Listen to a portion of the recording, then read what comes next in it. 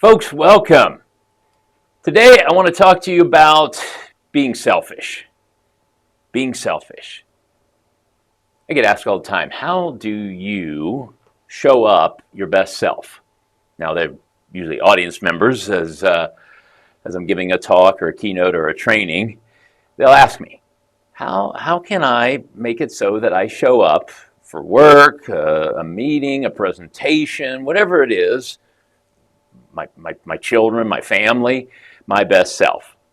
In this video, we're going to talk about how being selfish at this one particular time of the day allows you to show up your best self. This is also the number one routine that I encourage most audiences to develop and turn into a habit and a practice every single day. Welcome to the channel. My name is Eric Herman. I'm a professional speaker, and today we're talking about the morning routine. So in this video, we're going to talk about how you will discover the power of a morning routine, what it can do for you so that you show up your best self.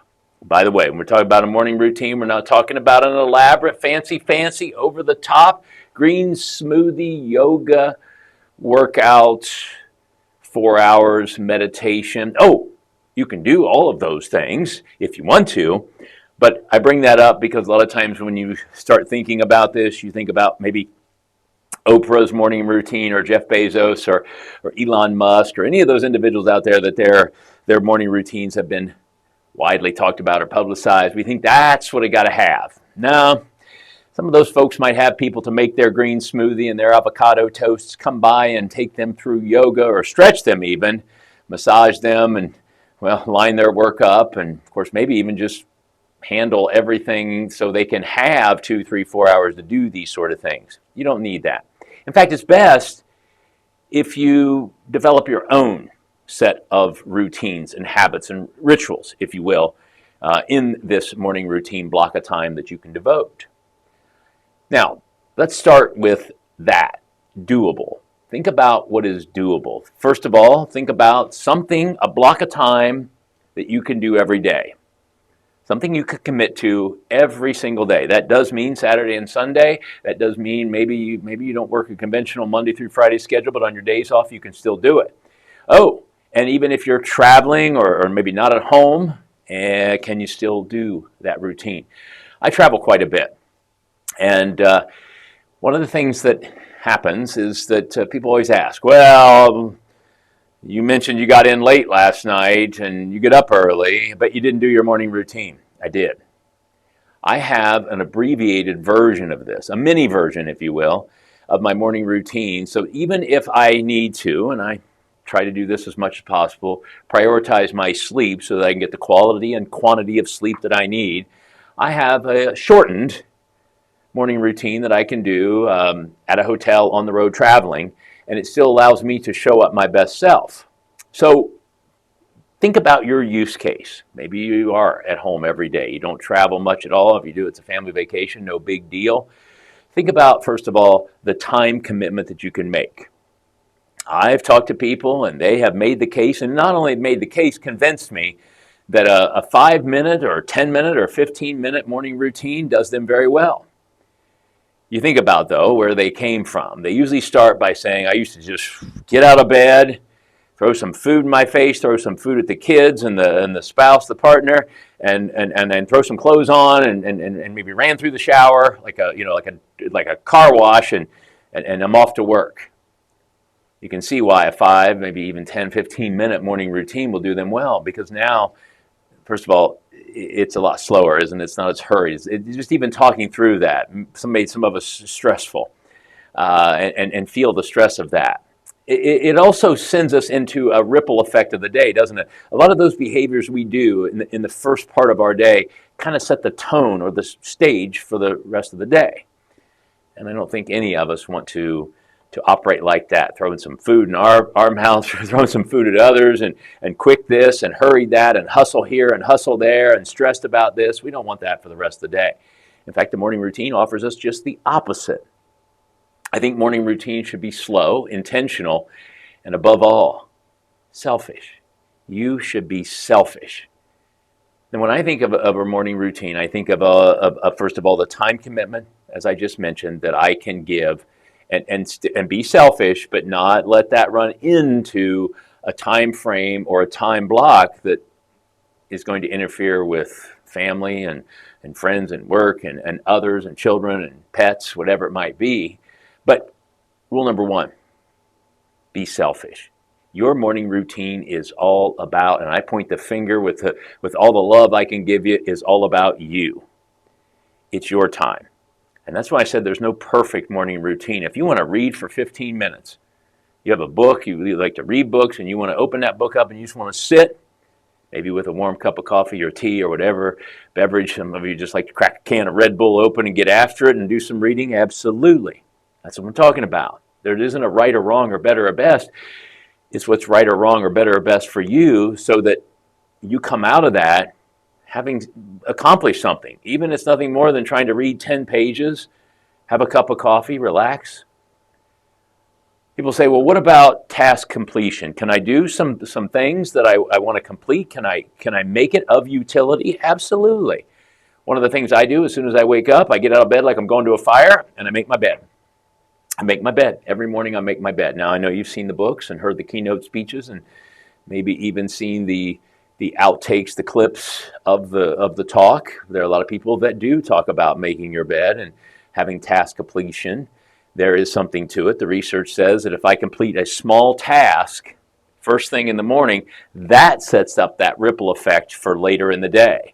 In other words, completing a simple task first thing in the morning makes me want to complete more and more and more and do more. Not in a way to overwhelm me, but we walk away from making our bed going, did that, got that going for me. That, and again, you're looking at this, probably listening to this, watching this and going, it only takes me a minute to make my bed. I don't do fancy. I pull the covers up, tuck the sides in, throw a few pillows on top, off I go. For some, might be more of 5 minutes. They tighten the corners, tight corners, crisp sheets. They pull it up, they tuck it in, they pull the comforter up, and it's even on both sides, and the pillows go in the exact place, and the stuffed animals go on top of that, and of course then the dog comes in later and messes all that up, but you get the idea.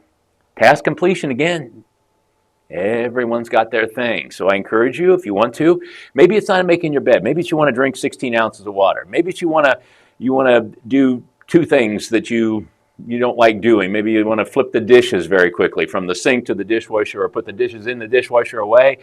Things like that can be helpful, again, in the form of task completion. Again, one thing, I would not make it hurried. I would not make it hustled. I want to encourage you to make it, again, something that makes you feel good. Some people want to fold the laundry. They put it in at night and they put it on refresh in the morning for a few minutes to kind of fluff it up, and then they fold it. That might be fine for you. For me, I don't want any part of that in my morning routine. Some people will want to become centered and, as they say, get their mind right. They may do journaling, journal and gratitude. They may do meditation. They may do a prayer or spiritual practice. They may do some reading, as I mentioned. It might be the time of the day that you do your joy reading. You might have to read for work or what you do, nonfiction, but maybe those 10 or 15 minutes in the morning are where you steal away a few moments for yourself to read that trashy novel, as they used to say, or read something you really enjoy reading. It's joy reading. It's just that. I had someone tell me the other day at an event, I was giving a talk, and they said, I color.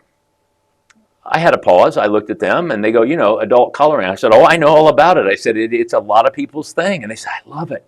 It centers me. It's something for me. It enriches me. And I said, and almost at the same time they said it, I said, it nourishes you. And they said, it nourishes me. Again, to each their own. There's not a better, best, right, or wrong. It's what works for you and will make you feel better coming out of this. Some people will do stretching, yoga, those type of moves. Again, not as a workout, but just to kind of loosen up the body, because there is, as you can tell by us talking about this, there is a psychological, a mental component to the morning routine. As I said, I don't like to do any kind of heavy lifting, if you will. I don't want chores in that period of time. But I do try to do some task completion. Some people will do a few yoga poses, a few stretching poses to kind of loosen up a tighter, awkward body part that kind of, again, doesn't make them feel so good unless they do those sort of things. Some people will make as part of their morning routine their workout or movement or a walk or something like that, and that's absolutely okay. I think that, again, maybe putting some of these things together as far as a routine or a set of rituals. Maybe you do a little task completion. Maybe you do a few minutes of reading, and then you get dressed and you go off to the gym or to out to walk or something like that. I also want to encourage you that this might be a time to spend some time with pets. We rescue dogs, and so we have quite a few dogs around, and every once in a while I'll find that a couple really like the morning. I have two, Jack and Jim, just a couple of our younger rescues that we have. They just love the morning. They're morning dogs, and when I get up, they get up, and when I'm getting coffee and doing my morning routine, they're on the couch at the ready, because as soon as I sit down to do my morning reading, one comes in on one side and comes in on the other, and so I am kind of doing a little bit of multitasking in the best way possible. I've got some reading in front of me that I want to do, that I like to do, and I've got dogs on both sides, so I get a little bit of that. And again, it serves me very well, and that may be something to think about. Again, just to touch on something I said earlier, I like that slow productivity, that slow intentional morning routine where it's anything but hurry. And I think that speaks for itself, but just in case we're not clear, our days typically have plenty of hurried, plenty of demand for fast, plenty of demand for how about 5 minutes ago. This is one place that I am in control in an appropriate way of being slow, methodical, and intentional. And by all means, don't make it about the duration. Don't. So many people get hung up on, I got to prioritize my sleep, and I always say that's the first thing to do. My friend Stan Efferding always says this about sleep. If you cut your sleep short to do a workout or do a morning routine or something like that, you're stepping over $100 bills to pick up nickels. Prioritize your sleep first. Get to sleep maybe a few minutes early so that you can devote it, so you can set aside a few moments for yourself to be selfish in your morning routine. How to get started with this? That's one thing I want to end this video with. How to get started? Well, start getting ready for your morning routine with what we started with in this video, and think about what time commitment you can make to this. I said that 5 or 10 or maybe even 15 minutes to start will do you wonders. And maybe you'll find the benefit there and you want to extend it to 20, 30 minutes. My morning routine when I'm home is about an hour. Now, that's not counting my workout. My workout typically comes right at the end of my morning routine. When I'm on the road, I have a 30 and a 45-minute morning routine, a little shorter depending on what, but it's all there. Everything is there. It's just in a little compressed format. But I prep that the night before. So once I decide what time frame I have, if I'm at home, it's the routine of an hour, then I prep that the night before. And what I mean by that is I make it so that I have my water out, the coffee maker set, I have already my reading lined up so I don't have to spend time thinking about what I'm going to read or where it is, that sort of thing. It's all laid out and ready to go. So again, it can be very easy, very slow, very intentional to get into this. Pay attention, after you get this started, pay attention to how you feel leaving that morning routine, even if it's just 5 or 10 minutes to start.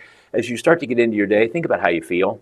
Check in with yourself. How you feel about lunch, not about lunch, but about lunchtime, how you feel from that morning routine.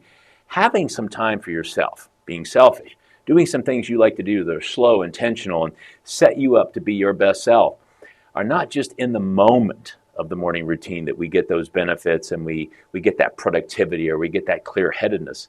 That's going to stay with you for many, many hours. Some people even report things they do in the morning carry all the way through the day into their evening. So thanks for giving me a few moments to talk to you about morning routines and how to get them started, how to set them up, and maybe even what you can do with them. But above all, start right now thinking about what you can commit in terms of time to your morning routine that starts tomorrow.